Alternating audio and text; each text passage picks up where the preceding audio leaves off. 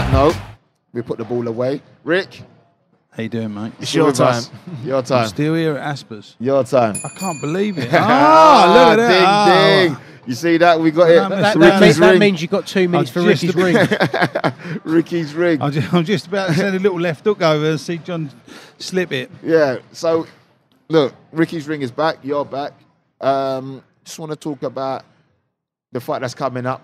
James DeGale versus who's the lad he's fighting again?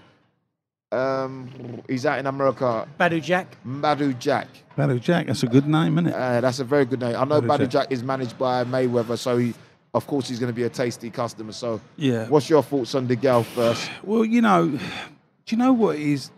I can't really warm to DeGale. There's something about him. I don't know what it is. It's like a little bit of an underlying. He's misunderstood. He may be. Do you know? You can't take away from him. He's gone away and won a gold medal for us. He's achieved great things, but there's something in his makeup that I find a little bit smug. It's the way it's done and it's where it comes from. And I know I'm not talking about physical boxing here. I'm talking about personalities. But for me, with boxing, it's about caring for the person. If you care about who you're watching, that's why the British public are behind Anthony Joshua, because you care about him. You feel like he represents us really well, and you feel like he represents a working class person to do well, really well. I'm going off board here, but like Chisora's last fight, before the fight, I wanted to see Chisora get knocked spark out, right? 100%. And by the end of the fight, you're willing him on. And then by the end of the fight, I had total respect for him. Is that because, Rick, I'm going to put you under it now, is that because Yeah. he was disrespectful to your mate, Mark Tibbs? No, it wasn't. No, it wasn't. I'll tell you what. I like the way Mark Tibbs dealt with him. The Tibbs family can handle themselves. Don't worry about that. Well, she called him a minge.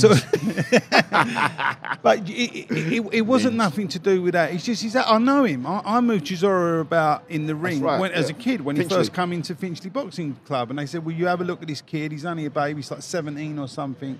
And I said, yeah, and I moved him about. I had a little dance about with him, and I told him off for being arrogant because he sort of oozes arrogance. But that's obviously like a lot of people who's had an hard start in life, and that's how that's the way he's got through it. But I had to, because when you see someone fight and they get in the trenches, you sort of see who they are. Yeah. You sort of get a little look of who they are. And when he was in the trenches with Dillian White, if his bottle would have gone, then he would have turned the other way and turned the thing. You would have gone, oh, no, you are. You're a bully. That's what you are.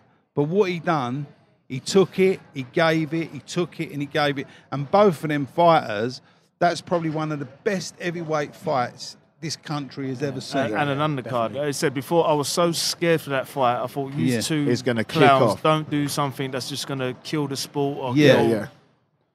Yeah, it was on the cards for that, and I think they handled themselves immaculately disqualified. That's what I was expecting. I wasn't thinking of what a fight great fight. I could see like chairs coming into the ring. I was thinking about don't bite no one, don't throw something, don't headbutt, all them things. And then in the end, it was a fantastic fight, and you had more, like you said, more respect for them to the way they carried themselves than the actual AJ fight. And be truthful. All their press conferences before, all the lead up, all the nonsense that they were doing. You had more respect for them. Yeah, and you did, and what you said earlier, you mentioned when we spoke about boxers, have you got to be a little bit mad to be a top? And the answer is yes, completely, you have. You have. Because you think about it, you're getting in there, especially heavyweights, you're getting in there, and there's a chance of you getting very, very seriously hurt and a very small possibility of you getting killed. Sure. So, of course, you have.